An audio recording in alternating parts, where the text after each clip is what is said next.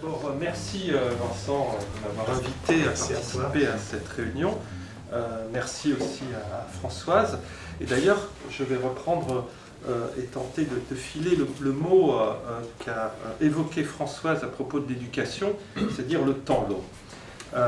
Et bonjour aussi et merci pour leur présence aux élus de Garches, de Saint-Cloud et de Rueil-Malmaison. Parce que je sais que le boulot d'élu, c'est pas simple. Mais je voulais dire que ce temps long, il est essentiel. Parce que quand Vincent l'a dit, il a vendu la mèche, aujourd'hui, en 2017, on sert aux enfants qui déjeunent dans les restaurants scolaires du 2e arrondissement. Vous voyez, on ne dit plus cantine. On essaye de plus le dire, on le dit quand même de temps en temps. 91% de produits issus de l'agriculture biologique. Et quand aujourd'hui, alors que Paris est en moyenne à 30%, avec de grandes disparités selon les arrondissements. Et quand des collègues des arrondissements voisins me disent « mais comment tu fais, nous on n'arrive pas à faire plus de 30%, eh bien je leur dis que faisiez-vous en 2001 quand je commençais, il y a 16 ans, à travailler sur l'introduction du bio dans les restaurations scolaires du 2e arrondissement. C'est-à-dire que lorsque, en 2001, j'ai convoqué notre prestataire de service qui servait les repas depuis 5-6 ans, depuis que les élus qui m'avaient précédé avaient décidé de supprimer les cuisines dans les établissements scolaires parce que c'était trop compliqué, c'était angoissant, bref, c'est pas toute bonne raison pour ne pas les... Et qu'ils préfèrent avoir recours à un prestataire de service qui leur sert des repas tout préparés, c'était bien plus pratique. Eh bien, ce prestataire de service n'entendait qu'un seul discours. D'ailleurs, il ne servait pas que les enfants du 2e arrondissement, que les cantines du 2e arrondissement. Il n'entendait qu'un discours de la part des élus, c'est est-ce qu'on peut faire moins cher? Parce que le prix de la cantine, il ne faut pas que ça augmente parce que c'est pas bien pour les parents d'élèves qui votent pour moi. Donc, le prestataire de service me disait, comprenez pourquoi on n'est pas en mesure de servir des produits de qualité aux enfants qui déjeunent à la cantine. Ah oui, parce qu'on achète le moins cher possible, puisque c'est la consigne qui nous est donnée par nos donneurs d'ordre, les élus. Donc, vous me parlez de bio, monsieur le maire, mais donc il écartillait des yeux comme ça. On va essayer, mais vous savez, c'est pas une garantie, c'est pas une réussite. Je lui dis, c'est pas grave, on va essayer, on va y aller progressivement, étape par étape, et puis on va voir comment les choses vont se passer, peuvent se passer. Alors je reviens un petit peu en arrière, juste pour vous situer le 2e arrondissement. C'est un petit arrondissement parisien qui se trouve grosso modo coincé à l'ouest entre la place de l'Opéra et à l'est la place de la République, au nord par les grands boulevards et au sud par les halles. Donc c'est un arrondissement oblong, un petit peu, voilà, qui est un petit arrondissement, je le disais, qui fait 23 000 habitants et qui sert, puisque c'est le sujet qui nous intéresse, 1650 repas par jour aux enfants qui déjeunent à la cantine, sachant qu'on a 1700 enfants scolarisés. Donc quasiment tous les gamins mangent à la cantine, parce que les parents ne rentrent plus chez eux pour servir. Voilà, donc petit arrondissement. Et les maires d'arrondissement à Paris, vous le savez, ont peu de pouvoir. Ce n'est pas des mairies de plein exercice, contrairement à Rueil, Saint-Cloud, etc. Sauf pour la restauration scolaire, puisque la restauration scolaire, c'est la caisse des écoles qui s'en occupe, et le maire est président de la caisse des écoles. Et là, il a une autonomie de fonctionnement assez grande. Et donc, c'est là où j'ai pu agir, j'ai pu m'amuser, j'allais dire, même si ce n'était pas toujours un sacerdoce, mais où on a une attitude pour agir. Donc, on a dit, et quand j'ai rencontré ce prestataire de service, on a changé depuis, c'est maintenant on travaille, d'ailleurs je le dis, je ne le redirai plus, on travaille avec la Sogeres, et on a un contrat particulier avec la Sogeres, un cahier des charges qui nous permet d'avoir cette prestation dont je vous donnerai les détails dans un instant. Et donc, j'ai ce prestataire à l'époque qui écarquillait des grands yeux, c'est le bio, oui, on ne sait pas trop faire, c'est quoi ce truc, machin. Bref, je lui ai dit, bon, on va essayer. Et on a commencé par faire quelque chose qui, à l'époque, dénotait assez fortement, c'était de réintroduire la viande de bœuf dans les cantines, parce qu'on était en 2001, au moment de la crise de la vache folle. 96, la vache folle. Non, il y avait une deuxième crise de la vache folle en 2000, qui a duré jusqu'en 2001, c'était la deuxième crise de la vache folle, et où la plupart des cantines scolaires avaient retiré le bœuf des menus au profit de la volaille, qui n'était pas vraiment meilleure, ou du mouton, du porc, voilà, etc. Voilà, donc ça n'avait pas tellement de sens. Et donc, je me suis dit, on va faire quelque chose, c'est qu'on va réintroduire, nous, la viande de bœuf, mais bio. Alors, j'ai commencé par convoquer les parents d'élèves. Je leur ai dit, voilà, ça fait un an, à peu près 1 an et demi, qu'il n'y a plus de bœuf à la cantine. Peut-être pas une très bonne idée, parce que ce qu'on met à la place, c'est pas forcément meilleur, même si on ne le sait pas encore. Et donc, on va essayer de réintroduire le bœuf, mais en multipliant les facteurs de réassurance, c'est-à-dire un bœuf bio, issu de race bouchère, et pas de la vache de réforme, comme c'est la plupart du temps le cas, et bien sûr tester ESB pour valider que, évidemment, c'est des carcasses qui sont exemptes de l'encéphalite spongiforme bovine. Spongiforme bovine, pardon. Donc voilà, et les parents, bien sûr, allons-y.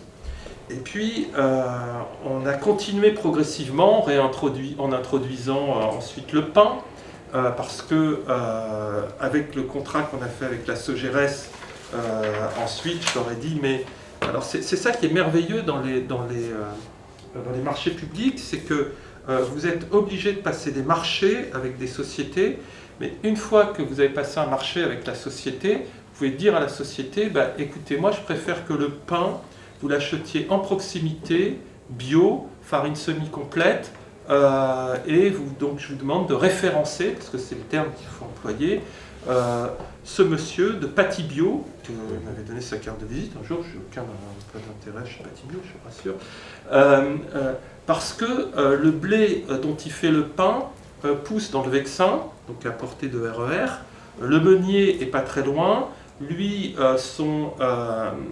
sa boulangerie, c'est une boulangerie semi-industrielle, une 30aine de personnes qui travaillent dedans, mais il travaille qu'en bio. Il fournit les Biocop et Naturalia, Patibio, et donc on a passé un marché avec lui via notre presse. Et ça nous a permis de retravailler à cette occasion la conception d'un repas qu'on sert à la cantine, qui était jusqu'à présent, qu'il est encore un petit peu, mais beaucoup moins, constitué de la façon suivante. Donc c'est une entrée, une garniture, un plat protidique constitué d'une garniture et d'une viande, un fromage et un dessert. Boum, plus personne mange comme ça à midi, plus le pain, surtout quand le pain est complet. Voilà. Donc on s'est dit, mais c'est un peu absurde, puisque ça c'est des principes de la restauration scolaire issus de l'après-guerre. Et on s'est dit, il faut peut-être mieux voir les choses différemment, parce que quand le fromage c'est un yaourt, pourquoi mettre un dessert ? Et puis plutôt que d'avoir ces plats protidiques avec forcément une viande et une garniture, vous voyez comme on méprise la garniture, c'est juste les 3 petits pois qu'on met autour, avec une bonne bidoche, parce que ma grand-mère me disait, si t'aimes pas, mange moins la viande et laisse les légumes. Aujourd'hui on dirait plutôt le contraire d'ailleurs, mais on était, voilà, on concevait encore comme ça, même encore comme c'est toujours le cas dans la plupart des restaurants scolaires. Donc on a dit non mais finalement quand on fait une pizza, on a juste besoin d'une pizza, d'une salade et d'une bonne crème brûlée avec un peu de pain ou éventuellement une entrée. Voilà, ça suffit. La pizza, c'est pas nécessaire. Pardon ? Le pain, Oui, en plus le pain c'est pas nécessaire. Oui, exact. Oui. Mais voilà. Et donc on a repensé complètement la conception du repas pour ne pas avoir ces cinq composantes obligatoires. On a introduit, parce que quand on a supprimé une composante, Donc on a aussi convoqué les parents d'élèves pour leur dire, les parents d'élèves élus, j'attends à chaque fois que les actions de parents d'élèves, c'est à peu près en octobre-novembre, dès qu'ils sont élus, je fais une réunion en mairie, je leur explique comment on fait pour la restauration scolaire, parce que en leur expliquant d'abord, parce qu'ils ont tendance à parler du contenu des programmes, je leur dis non, le maire, sa responsabilité, c'est le gîte et le couvert, finalement, c'est-à-dire le gîte, est-ce que le toit va bien, il n'y a pas de fuite, est-ce qu'il y a du matériel pour travailler, des pupitres, etc. Et ce qu'on mange à la cantine. Maintenant, c'est aussi le périscolaire avec la réduction des rythmes éducatifs. Mais voilà, donc je les concentre sur ces deux questions, et notamment la question de la restauration scolaire, pour les challenger. Et alors, il en est ressorti des choses absolument superbes, parce que j'ai fait mienne la formule sur le bio, quand j'essaie de les convaincre qu'on allait, même si tout ça s'est fait sans prix supplémentaire payé par les parents. C'était important que le bio n'exclut personne et qu'on ne dise pas « mais ça a coûté plus cher ». C'est pour ça qu'on a réorganisé la façon de concevoir les repas. Les parents disaient « mais finalement, le bio, c'est notre contribution à nous, citoyens des villes, au bien-être des campagnes, puisque ça génère une agriculture respectueuse des nappes phréatiques, notamment, et de la santé des agriculteurs. Oui, ajoutait quelqu'un d'autre, et en plus, c'est bon pour notre santé. » Voilà, et donc ça c'est des arguments qui émanent des réunions publiques. Donc, on a monté progressivement en gamme, en essayant de constituer des filières.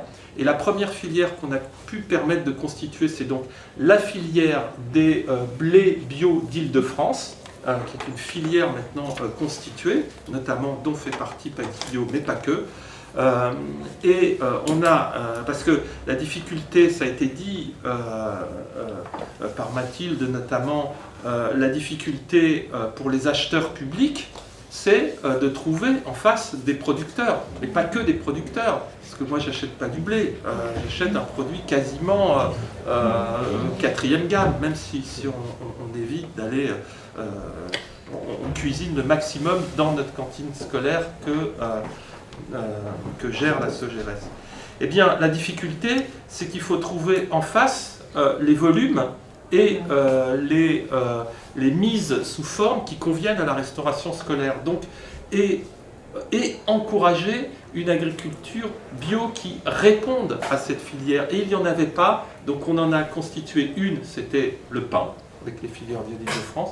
Ensuite, on a eu un épisode, je n'ai plus les dates en tête, mais qui remonte quand même à quelques années, au moment où le député des Yvelines, M. Bédier, s'était mis en tête sur Guyancourt, je crois, de créer un circuit à Flins. Voilà. Un circuit de Formule 1. Avec les nappes phréatiques. Et avec les nappes phréatiques en dessous. Et voilà. Voilà. Et là, il y a une grosse mobilisation, des écologistes notamment. Moi, je me souviens d'avoir accueilli des réunions publiques à Paris, puisque le 2e arrondissement, c'est très central. C'est à 10 minutes du Châtelet-Les-Halles, je l'ai dit, donc on a fait plein de réunions publiques de l'Île-de-France, et on se battait contre ce projet en disant c'est absurde de faire un circuit de Formule 1, de bétonner des terres, et en plus avec toute la bagnole, ce que ça a comme rejet polluant dans les nappes phréatiques. Et donc on a fait aussi le travail en tant qu'élu, et le Conseil de Paris s'est prononcé contre le projet de Flins de M. Bédier, et par chance, M. Bédier a été condamné pour fraude fiscale, non pas fraude fiscale. Bon, il a été inéligible quelque temps. Voilà, il a été réélu après, mais entre-temps... Malheureusement, il est en train de faire la fusion du 92 et du 78 avec M. Delégieux en ce moment. C'est dramatique, je suis d'accord avec vous. Mais au moins, je dis ça par modestie. Parce que c'est pas tant la mobilisation citoyenne qui a mis fin à son projet, c'est le fait qu'il a été inéligible. Je vois que madame connaît bien le sujet. Mais au moins, ça a permis, entre-temps, c'est le cœur de mon propos, M. Bédier, on va l'expédier, laisse là où l'air. Enfin, on aimerait bien qu'il soit ailleurs d'ailleurs. Il se représente encore ?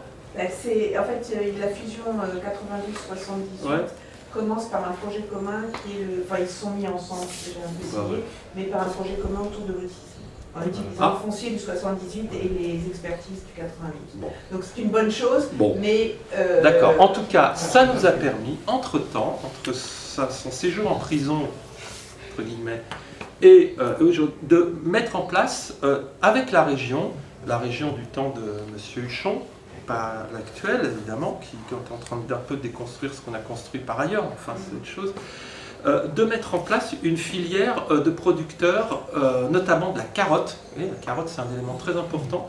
De la filière de la carotte bio d'Île-de-France, grâce à la région, c'est Annie Pourcineuf qui s'en était occupée, et d'installer des maraîchers, donc un peu spécialisés carottes, mais pas que, sur ces terres agricoles, et aujourd'hui de les sanctuariser, puisqu'elles sont en bio, et voilà. Et quand, pareil, je dis à ce Gérès, mais vos carottes, là, vous allez les acheter plutôt là-bas que sur le marché, parce que même s'il y a un carré bio à Rungis, la carotte de Rungis, elle vient souvent d'un peu loin, et donc on les ramène sur la proximité. Donc aujourd'hui, on fait vivre 3 agriculteurs qui ont été installés pour la région sur cette période et qui fournissent notamment les cantines scolaires du deuxième enfant. Je ne vous raconte pas le moment où 3 ans après lui avoir indiqué à notre prestataire de service qu'il pouvait s'approvisionner là-bas, un jour je rentre dans mon bureau et j'ai un espèce de cake sur mon, très joli d'ailleurs, j'ai sur mon bureau, et puis j'ai un petit mot, voilà, après tout ça, voici un cake à la carotte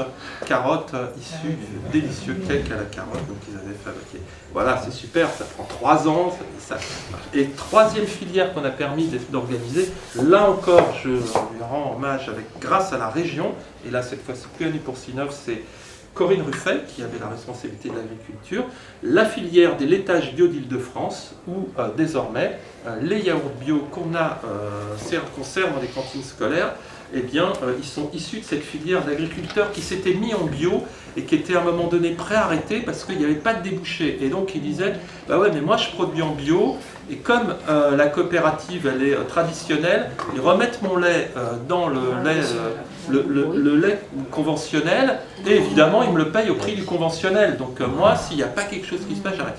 On a fait le boulot, et aujourd'hui on a créé cette filière pour que depuis la production, depuis l'origine jusqu'à la production des yaourts, ce soit une filière entièrement bio. Et c'est encore une victoire qui a pu être acquise parce qu'il y a une volonté politique d'acheter du bio. Et ça, c'est indispensable pour encourager la constitution de filières.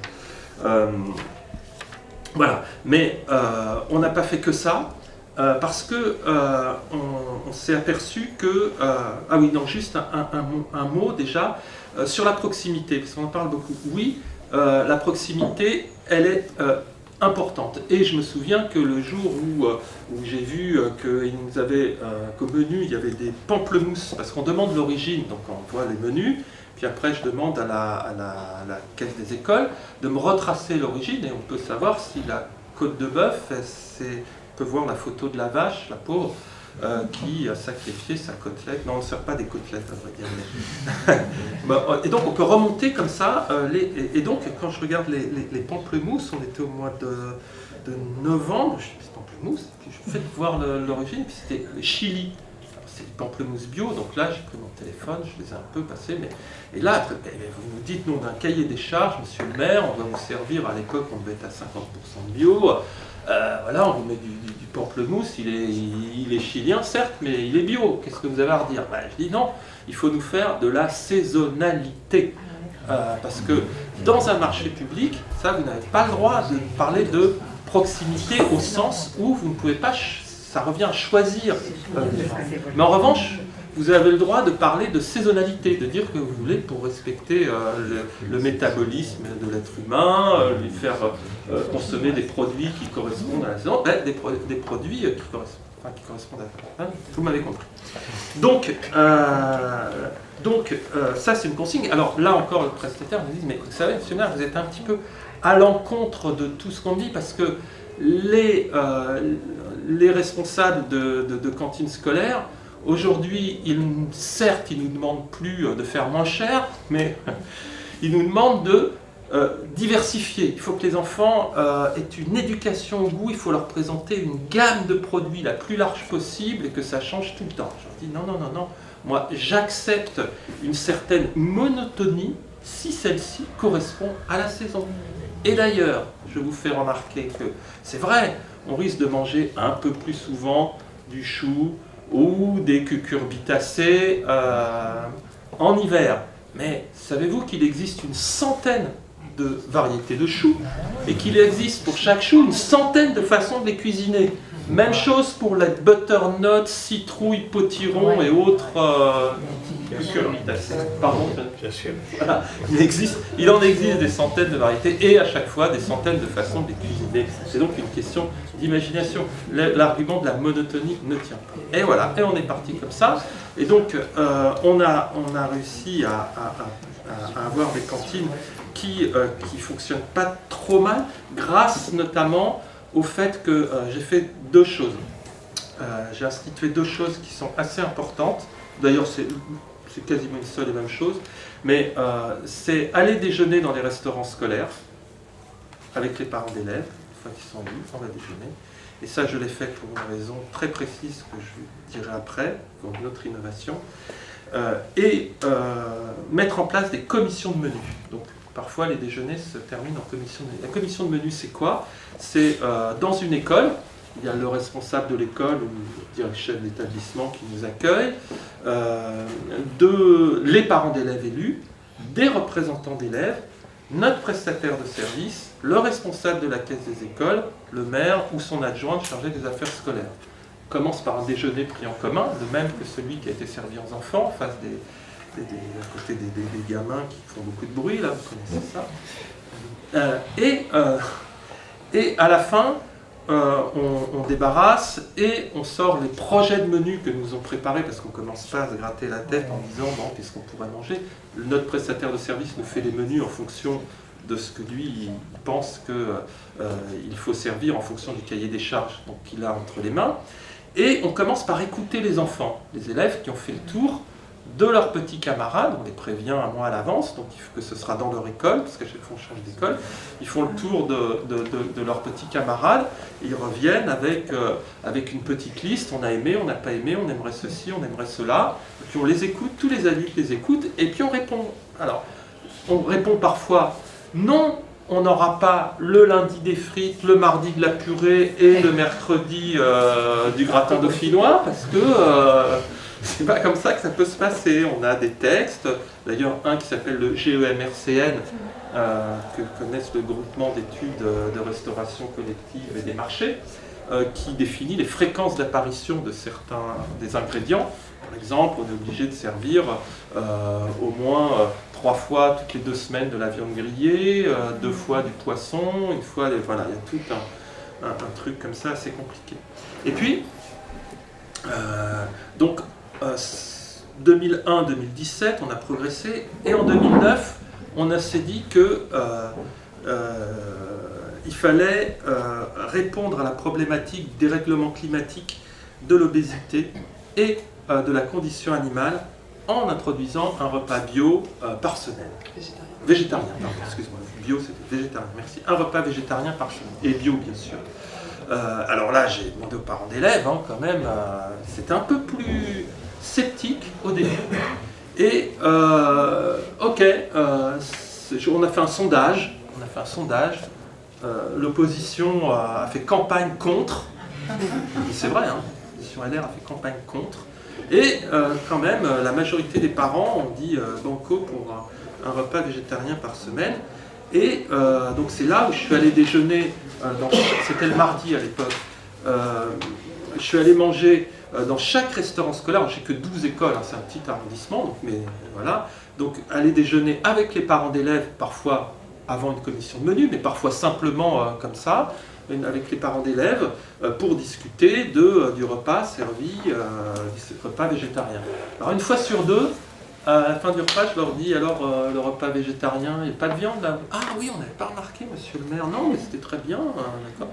Quand le repas est bien constitué, c'est un repas qui est bon, qui est roboratif, qui correspond à toutes les normes de protéines, calories, vitamines, etc.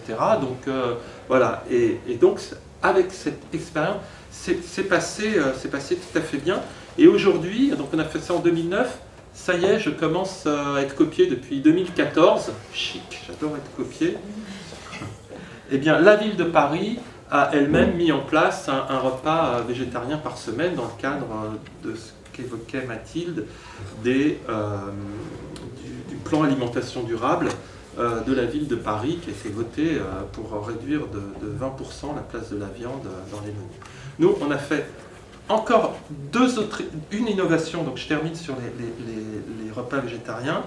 On s'est aperçu que c'était le mardi qu'il y avait le plus d'enfants inscrits à la cantine le jour du repas végétarien.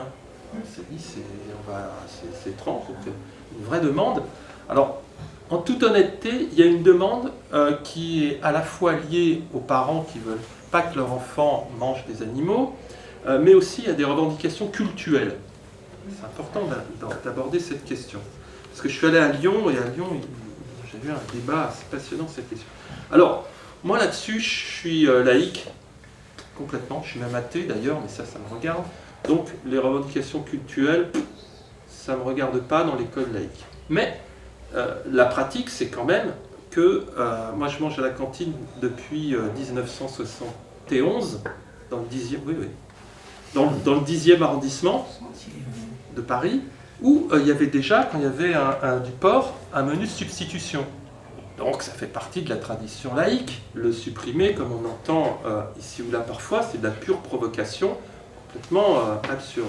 En revanche, céder aux revendications de viande halal ou cachère, d'ailleurs, c'est autre chose, effectivement. Mais si, en revanche, le fait de pouvoir servir un repas végétarien en alternative par semaine, si ça permet de se retrouver tous autour du repas, c'est très œcuménique finalement, donc paradoxalement aussi très laïque, puisque ça réunit tout le monde autour du repas et ça n'exclut personne. Donc on a institué depuis l'année dernière un repas végétarien par jour au choix, c'est-à-dire que les élèves décident sur une période de 2 mois s'ils préfèrent végé ou carné, et ils ont une alternative végé ou carné le lundi, le mardi, le mercredi, le jeudi c'est végétarien pour tout le monde, pour permettre à chacun de comprendre qu'on peut faire un bon repas, c'est une pédagogie, un bon repas tout à fait aussi roboratif que l'autre, mais sans avoir recours à l'alimentation carnée. Et le vendredi, c'est aussi en alternative, même si c'est essentiellement du poisson. Exactement. Parce que alors parfois les parents d'élèves, oui, le poisson c'est un truc catho, mais je lui dis je vais pas mettre du steak pour emmerder les cathos. C'est pas ça la laïcité, c'est pas être contre les religions, c'est être neutre par rapport à elles. Donc si ça fait plaisir aux chrétiens de manger du poisson le vendredi, je vais pas faire le contraire pour les emmerder. Non, voilà, c'est une tradition sur c'est en général le poisson le vendredi, on va garder le poisson le vendredi. Ça vous ennuie pas? Non, pas du tout. Ok. Voilà. Et donc, parce que moi je pense que le repas c'est quelque chose, le temps de cantine c'est essentiel dans la vie scolaire. Parce que c'est un temps où on se retrouve, où on se pose, où on se parle et où on échange des réflexions à la fois éminemment culturelles et éminemment personnel, voire intime. Parce que notre premier lien, je ne fais pas de la psychanalyse de base, premier lien à la mère, c'est l'alimentation. Et ensuite, oui, par le sein, le biberon, et ensuite c'est les parents, la mère essentiellement, qui nourrit, qui fait la cuisine. Donc, en général, plus d'une fois sur 2, quand j'ai un parent qui me dit « mon enfant trouve que c'est pas bon ce qu'on mange à la cantine », je lui dis aux parents « mais comment ça se passe par ailleurs à la maison ? Est-ce que c'est pas un peu tendu ? Est-ce qu'il y a des problèmes familiaux ?» Eh bien dans 90% des cas, c'est oui. Quand la cantine c'est pas bon, c'est parce que quand le gamin dit « c'est pas bon à la cantine », c'est maman tu ne m'aimes pas assez ». Il se passe quelque chose de l'ordre de l'affect. Des fois, il dit que c'est pas bon. Non, parfois c'est bon. Et parfois, c'est vraiment pas bon. C'est vrai, mais parfois, c'est vraiment pas bon, donc c'est plus compliqué que ça. C'est pour ça qu'il ne faut pas être simpliste. Mais voilà, non, mais je parlais par là du rapport qu'on a à l'alimentation. Et alors, une fois, alors, je vais aller dans le sens de ce que disait Catherine il y a un instant. Je je vais voir. J'étais en repas comme ça avec les enfants, et il y a une dame qui me dit non mais vraiment, c'est vraiment pas bon la cantine. Et je mangeais avec elle, enfin je dis mais là c'est pas bon, qu'est-ce qu'il y a de pas bon? Puis elle avait un accent que j'avais pas réussi à identifier, cette dame, un accent très prononcé. Non, je dis mais dites-moi alors, dites-moi où, quand c'était pas bon, quand eh bien monsieur le maire, vous avez servi des pâtes avec du ketchup. C'est une italienne. C'était insupportable. C'est comme si j'avais servi, je sais pas moi, je sais pas qu'est-ce qu'on pourrait comparer, du pain avec du ketchup dessus. Voilà. Donc non, voilà, et c'est vrai, on avait fait cette bêtise. Depuis, on ne sert plus de ketchup. Et donc, voilà, on a repris les choses de cette façon-là. Sur les repas végétariens, ça nous permet à la fois de réduire considérablement l'empreinte carbone des repas que l'on sert dans les cantines scolaires. On l'a évalué, mais j'ai plus les chiffres en tête, mais on l'a évalué en nombre de tours du monde en un an. C'était quasiment 100 tours du monde en voiture sur un an de consommation de repas végétariens, rien qu'avec un repas végétarien par semaine. Et puis on a abordé la question du surpoids, parce qu'on sait aujourd'hui, c'est référencé, que notre alimentation trop carnée est à l'origine des problèmes cardiovasculaires, de certains types de diabète, et bien sûr d'obésité et de surpoids. Puisque nos ancêtres, nos grands-parents ne mangeaient pas de la viande 2 fois par jour, ils en mangeaient 1 fois par semaine. Je pense que c'est plus le sucre qui est... C'est aussi le sucre, mais c'est beaucoup la viande. Là, c'est vous qui parlez de ça. Voilà. Donc je ne prends pas le sujet. Voilà. Et puis aussi la condition animale. Aujourd'hui, il a été inscrit au Code civil que l'animal est un être sensible, comme vous et moi. Eh bien, il est important, quand on mange de la viande, de savoir que c'est de la chair issue d'un être vivant sensible qu'on a dans l'assiette. Alors après, c'est chacun fait selon sa conscience et ses convictions, mais il est important de pouvoir aussi respecter ceux qui ont cette conviction qu'il n'est pas nécessaire de faire souffrir un être vivant pour pouvoir s'alimenter, et qu'on peut ainsi démontrer à des générations d'enfants, puisqu'on fait des repas depuis 2009, des repas végétariens depuis 2009, qu'il est possible de bien s'alimenter sans avoir recours à l'alimentation carnée, sans avoir besoin de prendre une vie d'être sensible pour pouvoir se nourrir. Et après, en tant qu'adulte, le gamin, il fera son choix. Mais au moins, il aura cette ouverture d'esprit qu'on aura pu lui permettre de faire. Voilà, je termine pour dire qu'on a fait 2 autres choses assez innovantes. Enfin, une surtout, c'est le tri des déchets, justement pour lutter contre le gaspillage, parce que aujourd'hui, il y a beaucoup de gaspillage dans les cantines. Alors on a fait d'autres trucs pour le gaspillage, notamment, je le dis très rapidement, on a mis des embouts sur les pieds de chaise et des faux plafonds comme ça pour éviter les cantines super bruyantes. Parce que quand la condition de repas sont pas bonnes, les gamins bouffent au lance-pierre, pas d'autre mot, et laissent la moitié de l'assiette, tandis que si vous arrivez dans un réfectoire où c'est calme, beau, on les a d'ailleurs fait peindre par une école, l'école du Perret qui est juste à côté, une école de designers, de jeunes étudiants. Bref, donc on a travaillé là-dessus.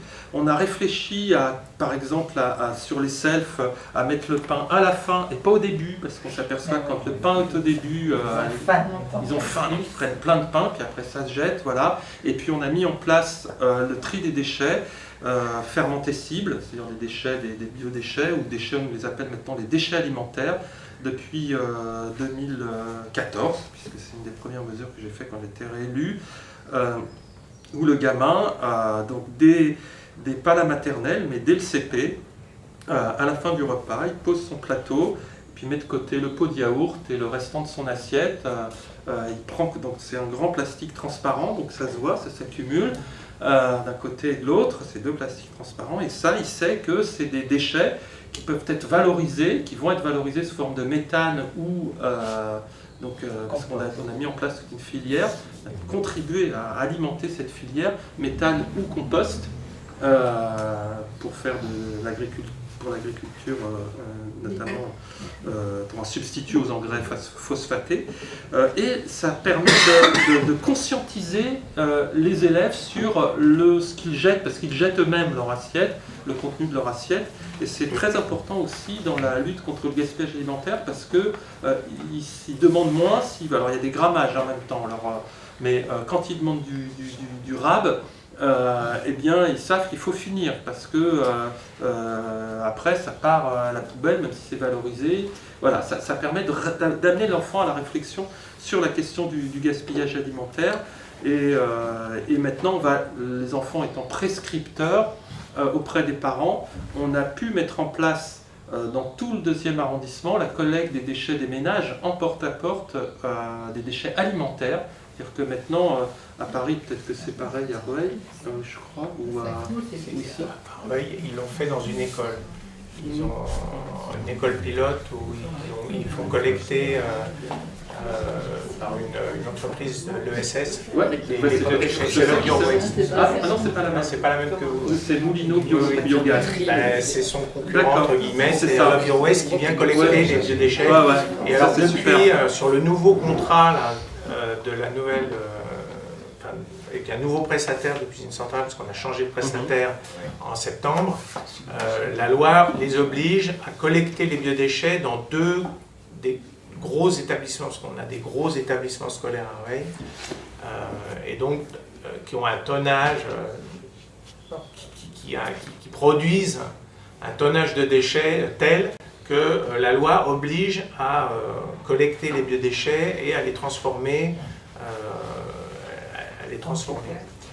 Et donc, du coup, ça va être organisé. Mais je sais qu'ils ont des problèmes parce que Elior, donc, qui est le prestataire, s'est mis en cheville avec Veolia, mais Veolia ne fait pas de méthanisation, ils font du compostage, et composter des déchets alimentaires, c'est pas évident. Donc moi j'ai dit à l'adjoint à Rueil, parce que mais pourquoi vous ne demandez pas à Love Your Waste qui collecte les biodéchets, qui les emmène chez un agriculteur du 78 qui a un méthaniseur sur son terrain. Et donc c'est retour à la terre, puisque l'agriculteur il a son méthaniseur, il produit du gaz qu'il revend dans le réseau et il récupère le compost et il le met dans son champ. Non mais c'est bien de méthaniser, mais s'il y a des tonnes de déchets, je pense que l'action primordiale c'est déjà de réduire les déchets alimentaires. Bien sûr. L'un marche avec l'autre. L'action principale, c'est oui, mais comme l'expliquait Jacques, à partir du moment où il y a toujours un résidu, et ça c'est sûr, on n'y reviendra jamais. Vous organisez le tri, ça permet effectivement de faire prendre conscience aux enfants. Des opérations plus petites, quitte à donner la possibilité de demander du rab, il y a des actions à faire. Exactement, ça s'accompagne des enfants. Ça s'accommpagne. On affiche, enfin je sais qu'à l'école Les Buissonnets, ils affichent les quantités de déchets qui ont été collectés, donc à un moment donné, pour faire prendre conscience aussi au personnel que c'est quand même tout ça qui part, même si c'est valorisé. C'est quand même pas normal. L'objectif, c'est quand même de diminuer. Et je sais qu'à Montsartou, ils ont énormément diminué les déchets dans les cantines. Ils ont fait un gros travail. Oui, parce qu'il faut savoir que malheureusement, c'est à peu près 30% de ce qui rentre dans la cantine qui ressort à la poubelle. C'est dramatique. Oui, c'est vrai. Le fait de demander aux enfants de trier, ça réduit de fait, je ne sais pas les pourcentages en tête, mais ça réduit de fait d'une part relativement, en tout cas observable, le nombre de déchets collectés. Parce que c'est l'enfant lui-même qui balance le déchet dans un coin, dans l'autre. Donc ça conscientise le gamin sur le fait que quand il termine son repas, il ne se passe pas rien, non, il se passe des choses. Et que le reste... Les institutrices peuvent aussi mettre le doigt dessus, faire une sensibilisation en début d'année. Voilà, j'arrête là et puis je réponds à la question si vous voulez. Donc je vais reprendre sur ce que tu disais en termes d'impact sur la santé de l'agriculture biologique, parce que j'ai intitulé ma réunion donc de la terre à la bouche, et si prendre soin de soi, prendre soin de la terre, c'était aussi prendre soin de soi. Donc je crois que c'est important que l'on en ait conscience, et c'est pour ça que j'ai demandé à Charles-Antoine de venir nous parler plus spécifiquement de l'impact d'une nourriture saine sur la santé. Et possiblement, on parle toujours de déficit de la sécurité sociale, de toutes ces choses-là. Qu'est-ce qu'il faut faire? Il faut augmenter les cotisations, il faut pressurer les médecins, il faut baisser le prix des médicaments. Oui, mais si on faisait de la prévention, et si on travaillait sur la prévention, et si on empêchait en première instance ces cancers, ces maladies cardiovasculaires de se développer. Et comment elles se développent? Maintenant, c'est quand même bien documenté. L'alimentation est responsable d'une grande part de nos cancers. Alors, il y a aussi la pollution atmosphérique, donc on sait aussi l'importance que nous, écologistes, portons à ce sujet. Donc là aussi, on pourrait consacrer une réunion au sujet. Mais sur l'alimentation, une alimentation saine, c'est une santé, c'est une population en bonne santé, donc des dépenses de santé qui diminuent. Et ça, enfin, je pense que c'est vraiment fondamental qu'on le sache et qu'on le dise, quoi, que c'est l'aspect de préventif pour la santé est fondamental. Et je ne suis pas sûr que dans nos politiques, la prévention soit vraiment mis en avant. Et c'est pour ça que travailler sur l'alimentation dans les écoles, les enfants qui mangent bien, qui rentrent à l'école en disant « Ah, j'ai bien mangé à la cantine, on a fait ça, viens manger ». En plus, tu vois, on nous a dit que les parents pouvaient venir manger à la cantine, donc viens voir ce qui se passe. Et enfin, moi, dans mon rêve, ce serait, dans mon projet municipal en 2014, c'était de créer des maisons d'éducation. C'était plus des écoles, c'était des maisons d'éducation où le soir, les parents venaient et prendre des cours de cuisine, parce qu'on aurait réintroduit des cuisines dans les écoles. Et donc le cuisinier qui serait servi à midi pour les enfants, ben, le soir ou le week-end aurait pu aussi donner des cours de cuisine aux parents. Et comme ça, boucler la boucle et faire en sorte qu'on réintroduise aussi quelque part de la cuisine dans les foyers, parce que c'est aussi ça, hein, quelque part, qui est aussi en train progressivement de s'affaiblir et de disparaître. Et donc, c'est de réintroduire aussi la cuisine chez soi. Voilà, donc, finalement, j'y arrive. Je vais donner la parole à Charles-Antoine pour qu'il nous explique l'impact que peut avoir une alimentation saine sur la santé.